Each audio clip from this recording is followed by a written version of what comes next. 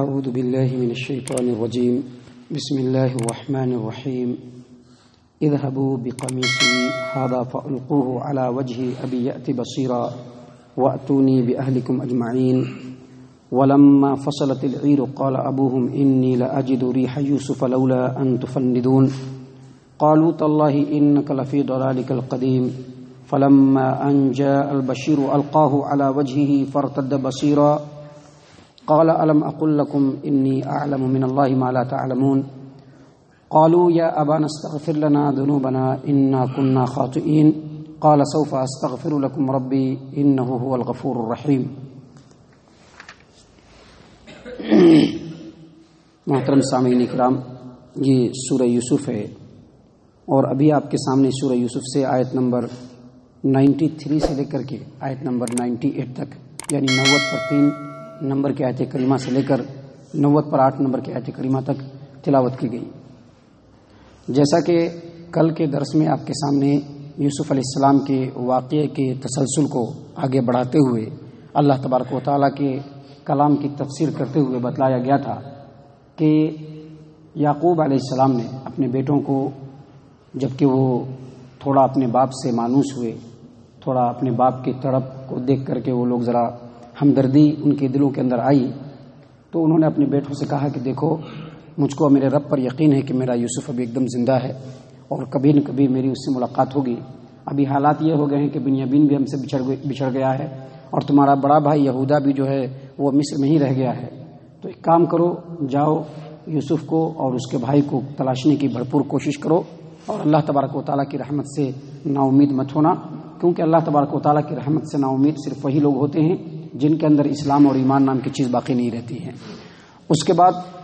یوسف علیہ السلام کے جو بھائی تھے، 9 بھائی جو ہے یہ یوسف علیہ السلام کے پاس آئے. مقصد 2 تھا، ایک بھائیوں کو تلاش کرنا اور دوسرا بہت قحط سالی اور سوکھا کا عالم تھا. گھر میں دانے دانے کے لیے لوگ ترس رہے تھے. تو جب مصر جا رہے ہیں تو ادھر سے ایک لوٹ جو ہے یا جتنے بھی ہو اتنا غلہ بھی لیتے چلے آئیں گے. یہ دونوں پرپس اور مقصد سامنے رکھ کر کے یہ لوگ مصر کے اندر گئے. اور جیسا کہ آپ نے دیکھا کہ جب مصر کے اندر یہ لوگ پہنچے اور یوسف علیہ السلام کے سامنے جب ان لوگوں نے اپنی پریشانی کا رونا رویا اور بتلایا کہ گھر کے لوگ دانے دانے کے لیے پریشان ہو گئے ہیں، تو چونکہ یوسف ان کے بھائی اپنے گھر کی یہ حالت دیکھ کر کے ان کا دل اسی وقت بھر آیا اور فوراً انہوں نے ان کے سامنے کہہ دیا کہ یوسف اور ان کے بھائیوں کے ساتھ تم نے کیا کیا تھا نادانی میں، سوچو، غور کرو. جب بھائیوں کو اپنی غلطی کا احساس ہوا اور ان لوگوں نے یوسف علیہ السلام کے سامنے اپنی غلطی کا اعتراف کیا، تو یوسف علیہ السلام نے آگے کہا، اللہ فرماتے ہیں اذهبوا بقمیصی هذا فألقوه على وجه ابی یأت بصیرا وأتونی بأہلکم اجمعین. یہ میرا قمیص ہے، یہ میرا جبہ ہے، اس کو لے کر کے جاؤ، قمیص کو لے کر کے جاؤ، کرتے کو لے کر کے جاؤ اور جا کر کے میرے باپ کے منہ پر اس کو ڈالنا. چونکہ جب سارے حالات بتلائے گئے تو اس میں یہ بھی بتلا دیا گیا کہ باپ جو ہے آپ کے یاد میں روتے روتے بالکل نابینا ہو گئے ہیں، ان کے آنکھوں کی روشنی چلی گئی ہے. تو انہوں نے اپنا جبہ اتار کر کے دیا اور کہا کہ یہ کرتا، یہ قمیص لے جاؤ اور اس کو یوسف کے منہ پر ڈالنا، یعقوب کے منہ پر ڈالنا، ہمارے باپ کے جو ہے منہ پر ڈالنا. تو آنکھوں پر ڈالنے کی وجہ سے جو آنکھوں کی روشنی وہ پھر سے دوبارہ چلی آئے گی، وہ ٹھیک ہو جائیں گے. اذهبوا بقمیصی هذا فألقوه على وجه ابی یأت بصیرا، یہ میرا قمیص لو اور جا کر کے میرے باپ کے جو ہے چہرے پر ڈالو، اس سے ان کی بینائی لوٹ آئے گی اور ان کو لے کر کے وَأْتُونِي بِأَهْلِكُمْ أَجْمَعِينَ، اپنے پورے گھر اور اہل و عیال کو لے کر کے مصر چلے آؤ. یعنی اس آیت کریمہ کی روشنی میں جو باتیں ہم کو سمجھ میں آتی ہے وہ یہ کہ یوسف علیہ السلام سے جو اچانک اس طرح سے حیرت انگیز طور پر ان کے بھائیوں کی ملاقات ہوئی تو 2 باتیں بالکل حل ہو گئی. پہلی بات کیا، ان کے والد صاحب نے جو بھائیوں کے تلاش کے مہم پر ان کو روانہ کیا تھا، سبھی کے سبھی بھائی مل گئے، یہ مسئلہ سولو ہو گیا. اور دوسرا مسئلہ جو کہ قحط سالی کا دور تھا اور غلے کے لیے ترس رہے تھے، جیسے معلوم چل گیا کہ یہ یوسف ہے تو وہ مسئلہ بھی حل ہو گیا. ابھی کچھ دیر پہلے یوسف کو عزیز مصر اور شاہ مصر سمجھتے تھے اور ان کے سامنے غلے کے لیے عاجزی کر رہے تھے، لیکن جب پتہ چل گیا کہ یوسف ہمارا بھائی یہی پورے مصر کا جو ہے فرما روا ہے، تو اب انتظار میں ہے کہ کب ہمارا بھائی بولے اور جا کر کے اپنے پورے گھر والوں کو ہم مصر لے آئیں.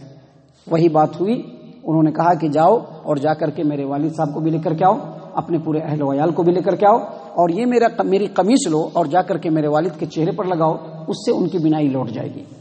بینائی لوٹ جائے گی یعنی آنکھ ٹھیک ہو جائے گا، حالانکہ پہلے آنکھ اندھا ہو چکا ہے، روشنی جا چکی ہے، اب آنکھ ٹھیک ہو جائے گا۔ اس کی دو وجہ سمجھ میں آتی ہے۔ پہلی طبعی اور فطری وجہ یہ سمجھ میں آتی ہے کہ جس کی جدائی کے غم میں روتے روتے آنکھ کی روشنی چلی گئی، اب اس کے کرتے کو اگر وہ ان کے آنکھوں کے سامنے رکھا جائے تو ممکن ہے کہ وہ ٹھیک ہو جائے، کیونکہ آپ نے دیکھا ہوگا بسا اوقات ایک آدمی سخت بیمار ہوتا ہے لیکن اس کا بڑا چہیتا اپنا جو ہے جس سے دلی لگاؤ ہوتی ہے ویسے وقت میں چلا آتا ہے تو اس وقت جو ہے فوراً وہ ٹھیک ہونے لگتا ہے۔ اور خود میں نے اپنی زندگی میں بھی اس کا تجربہ کیا ہے۔ ہم دو بھائی ہیں، ایک ہمارے بڑے بھائی ہیں، ایک ہم ان سے چھوٹے ہیں۔ ہماری والدہ دلی اعتبار سے بڑے، حالانکہ مجھ کو بھی بہت مانتے ہیں، ایسی بات نہیں ہے، لیکن بڑے بھائی سے ان کو بہت زیادہ لگاؤ ہے۔ اور ایک وقت تھا کہ میں گھر پر تھا تو میری والدہ کی طبیعت ایسی لگ رہی تھی ایک دم ناساز ہے، دن رات سوئے ہوئی ہیں۔ ابھی بھائی جان کے آنے کا وقت ہو رہا ہے میرے، وہ سعودی میں رہتے ہیں، وہ سفر کر کے گھر پہ پہنچے اور میری ماں کے بغل میں بیٹھے اور تھوڑا سا ان کے بدن پہ ہاتھ سہلایا، ایک دم ایسا لگ رہا ہے کہ پوری طرح سے صحت مند ہو گئی۔ کوئی ان کے چہرے کے اوپر نہ کمزوری ہے، نہ نقاہت ہے، نہ اضمحلال ہے، کسی طرح کی کوئی بات سمجھ میں نہیں آ رہی ہے، ایک دم ٹھیک ہو گئی۔ تو کبھی کبھی ایسا ہوتا ہے فطری طور پر کہ اگر کسی سے دلی لگاؤ ہو اور آدمی سخت بیمار ہو اور ویسے حالت میں اگر وہ آدمی آ جائے تو اس کے چہرے کو دیکھ کر کے، اس کے جسم کی خوشبو کو محسوس کر کے اور اس کے ہاتھوں کے لمس کو محسوس کر کے آدمی بالکل توانا ہو جاتا ہے اور تندرست ہو جاتا ہے۔ اور کبھی کبھی ایسا بھی ہوتا ہے، یہ بھی میڈیکل سائنس سے ہی ہے، کہ اگر کسی آدمی کو سخت مصیبت پہنچے،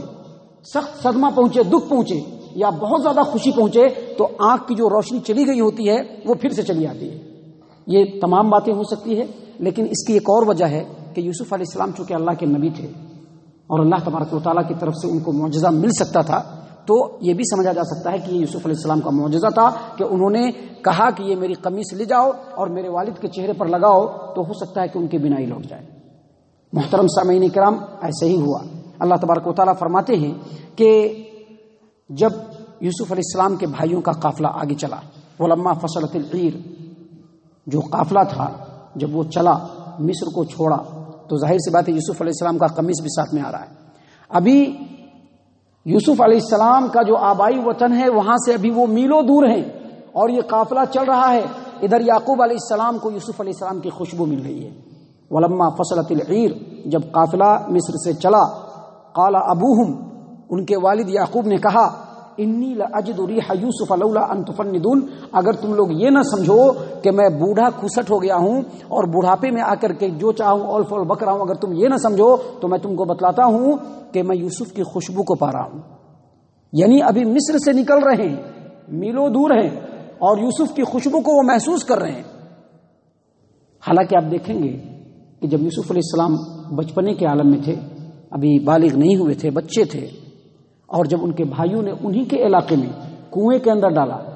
تو یعقوب علیہ السلام کو معلوم نہیں معلوم ہو سکا۔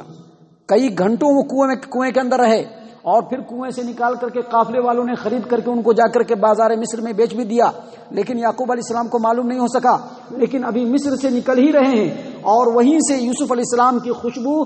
یعقوب علیہ السلام کو محسوس ہو رہی ہے۔ اس سے یہ پتہ چلتا ہے کہ اللہ تبارک و تعالیٰ غیب کا علم اپنے نبی کو جب چاہے تبھی دے، جب چاہے تبھی دے، جتنا چاہے اتنا ہی دے، کیونکہ ابھی بازو میں مصر اور ان کے علاقے کے کنویں کے اندر یوسف علیہ السلام پڑے ہوئے ہیں اور باپ کو محسوس نہیں ہو رہا ہے، لیکن ابھی جب اللہ تبارک و تعالیٰ چاہ رہا ہے تو مصر سے نکل رہے ہیں اور یعقوب علیہ السلام کو یوسف علیہ السلام کی خوشبو مل رہی ہے اور وہ کہہ رہے ہیں کہ ایسا لگتا ہے کہ یوسف یا اس کی خوشبو مجھ کو مل رہی ہے۔ اللہ تبارک و تعالیٰ نے یعقوب علیہ السلام کو بھرپور آزمایا۔ یوسف علیہ السلام کی پوری زندگی میں اللہ تبارک و تعالیٰ کی مشیت ہی مشیت، اور جب آزمائش میں کامیاب ہوئے، امتحان کا وقت ہوا تو ابھی ملنے کی ابھی دیری ہے، ابھی ان کی صرف قمیص آ رہی ہے اور یوسف علیہ السلام کو اللہ تبارک و تعالیٰ ان کی خوشبو محسوس کرا رہا ہے، ایک وجدانی کیفیت ان کے اندر آ رہی ہے اور اپنے گھر والوں کو بولنا چاہتے ہیں، کیونکہ بیٹے تو سب مصر کے اندر ہیں، گھر میں بیویاں ہوں گی، پوتے پوتریاں ہوں گی۔ اب ان لوگوں کو یہ بول رہے ہیں کہ اگر تم لوگ یہ نہ سمجھو کہ میں بہکی بات کر رہا ہوں، بڑھاپے کی وجہ سے سٹیا گیا ہوں، تو میں تم کو ایک بات بتلاتا ہوں کہ لگتا ہے کہ یوسف کی خوشبو مجھ کو مل رہی ہے. ان کے بچوں نے بالکل ان کے طریقے کے مطابق ہی جواب دیا. جو ان کے بچے تھے، ان کے پوتے پوتریاں رہے ہوں گے یا گھر کی بہویں رہی ہوں گی، وہ کہنے لگے کہ ایسا نہیں ہے، آپ ہمیشہ یوسف کا ہی سوچتے رہتے ہیں، اسی کا خیال آپ کے دل میں رہتا ہے. آج بھی وہ زندہ ہے، آپ کو یقین ہے آپ کو مل جائے گا، آپ ہمیشہ یہی سوچتے رہتے ہیں اور یہی خیالات آپ کے دماغ میں چکر لگاتے رہتے ہیں اور آپ ہم کو وہ چیز بتلانے دیتے رہتے ہیں. اللہ فرماتے ہیں ان کے گھر والوں کا جو قول ہے اللہ یہاں پر نقل کرتے ہوئے کہتے ہیں کہ قالوا، ان لوگوں نے کہا تاللہ انک لفی ضلالک القدیم، اللہ کی قسم ایسا لگتا ہے کہ آپ آج بھی وہی یوسف علیہ السلام کے پرانے محبت کے خبط میں مبتلا ہیں اور اسی خبط میں مبتلا ہو کر کے ہمیشہ آپ یوسف کی ہی باتیں کرتے رہتے ہیں. لیکن اللہ تبارک و تعالیٰ تو اب اپنے معاملے کو بالکل تکمیل تک پہنچانا چاہ رہا تھا. اللہ فرماتے ہیں فلما ان جاء البشیر القاہ علی وجهه فارتد بصیرا قال الم اقل لكم انی اعلم من اللہ ما لا تعلمون. جب خوشخبری سنانے والا آیا، یہ خوشخبری سنانے والا کون ہے؟ قافلہ ابھی آ رہا ہے، لیکن یوسف علیہ السلام کا سب سے بڑا بھائی یہودا، یہ وہی یہودا ہے. جب یوسف علیہ السلام کو قتل کرنے کی سازش ان کے بھائیوں نے کی تو اسی یہودا نے روکا، کہا کہ نہیں، قتل مت کرو، یہ بہت بڑا گناہ ہوگا، ایک کام کرو، اگر دور کرنا چاہتے ہو تو کسی کنویں میں پھینک دو. یہی وہ یہودا ہے، یہی وہ یہودا ہے کہ جب مصر کے اندر بنیامین کو پکڑ لیا گیا تو اس نے کہا کہ اب میں اپنے باپ کو منہ دکھلانے کے لائق نہیں ہوں، میں جا نہیں سکتا ہوں. یہی یہودا قافلہ پہنچنے سے پہلے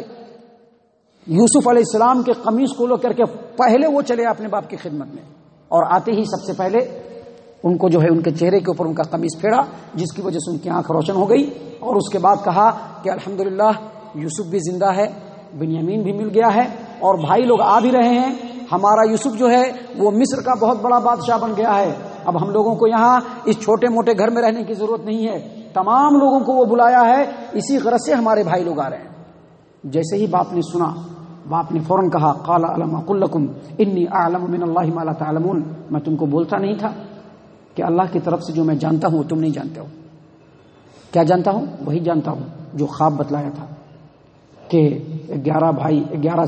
ستارے، چاند اور سورج، یہ سب مل کر کے یوسف علیہ السلام کو سجدہ کریں گے. یہ وہی بات ہے جو میں جانتا ہوں اور تم لوگ نہیں جانتے ہو. اللہ نے وحی کے ذریعے سے مجھ کو بتلایا ہے کہ میرا یوسف ابھی زندہ ہے، جو میں جانتا ہوں وہ تم نہیں جانتے ہو. جب یہ ساری باتیں ہو گئی تو فوراً ان کے بھائی جب گھر پر پہنچے تو ان تمام بھائیوں نے مل کر کے یعقوب علیہ السلام کے سامنے کہا، قالوا، ان لوگوں نے کہا، یا ابانا استغفر لنا ذنوبنا انا كنا خاطئین، اے میرے ابا جان، اے ہمارے ابا جان، ہم لوگوں کے لیے آپ دعائے مغفرت کیجیے، یقینی طور پر ہم بہت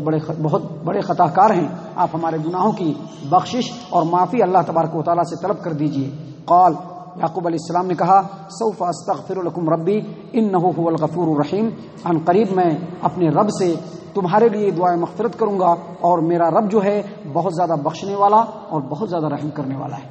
محترم سامعین کرام، باتیں یہاں تک ابھی پہنچی ہیں اور ابھی مزید آگے باتیں ہیں جو آپ کے سامنے آنے والی ہیں، نصیحت کی شکل میں بھی، اچھائی کی شکل میں بھی. کہنا صرف یہ ہے کہ آج بھی ہماری بات وہی ہے جو آپ کے سامنے ہمیشہ رہی ہیں کہ ان باتوں کو محض اسٹوری سمجھ کر کے مت سنیے، اپنی زندگی کے اندر ہمیں تبدیلی لانا ہے، ایسا سوچ کر کے سنیے. ایسا نہیں ہے کہ یوسف علیہ السلام، ابراہیم علیہ السلام اور دیگر انبیاء علیہ السلام کے قصے تو سنتے رہیے اور ہماری زندگی کی جو سوچ ہے اور ہماری زندگی کی جو دھارا ہے اور ہماری زندگی کی جو ڈگر ہے بالکل وہی انداز میں چلے تو اس سے ان کہانیوں اور قصوں کا سننے سے کوئی فائدہ نہیں ہوگا، مجلس میں بیٹھنے کا بھی کوئی فائدہ نہیں ہوگا. اگر فائدہ چاہتے ہیں تو اس کو نصیحت کے طور پر سنیے، اس کے اندر جو باتیں ہیں اور جو نصیحتیں ہیں ان کو اپنی زندگی کے اندر شامل کریں گے تو انشاءاللہ اس مجلس میں بیٹھنے کا بھی فائدہ، اس دنیا کے اندر بھی فائدہ اور آخرت میں بھی فائدہ ہے. اللہ تبارک و تعالی ہم تمام کو ان باتوں کے اوپر غور و فکر اور تدبر کرنے کی توفیق عنایت فرمائے. اللہ تبارک و تعالی ہم تمام کو صحیح معنوں میں مومن اور مسلمان بنائے، جنت الفردوس میں جگہ عطا فرمائے. اے اللہ ہم تمام کو جہنم سے پناہ دے، اے رب العالمین ہم تمام کو جہنم سے پناہ دے، اے مالک الملک ہم تمام کو جہنم سے پناہ دے. آمین یا رب العالمین. وما علینا